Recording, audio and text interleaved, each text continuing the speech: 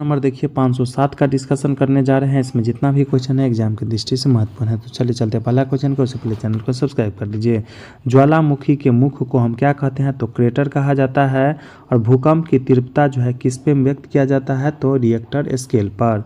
नदी के द्वारा की जाने वाली काट छाट की क्रिया अपर्दन, उसे ढोने की क्रिया परिवहन और जमा करने की क्रिया जो है निक्षेपण कहलाता है। तो याद रखना है, नदी जब मिट्टी को काट छाट करता है उसको अपर्दन कहा जाता है। जब मिट्टी एक जगह से दूसरी जगह ले जाता है तो परिवहन कहा जाता है। और कहीं ले जाकर अगर जमा कर दिया जाए तो उसको हम निक्षेपण कहते हैं।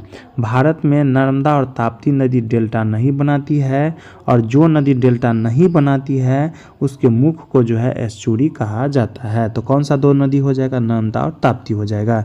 ये कहाँ पे गिरती है? तो अरब सागर में।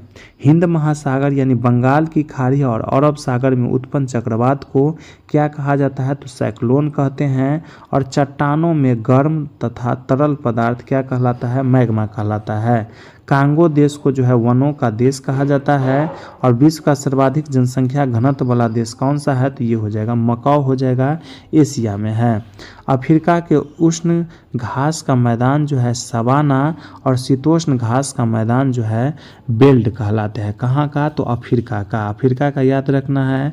उष्ण घास का मैदान को सवाना कहते हैं और शीतोष्ण घास के मैदान को बेल्ट कहते हैं। उत्तरी अमेरिका के शीतोष्ण घास के मैदान को प्रेरी कहते हैं। और महात्मा गांधी को राष्ट्रपिता किसने कहा था? तो पहली बार जो है सुभाष चंद्र बोस ने कहा था। इसके बाद है उच्च दाब क्षेत्र से भूकंप सागर की ओर चलने वाली पवनें जो है व्यापारिक पवनें होती है।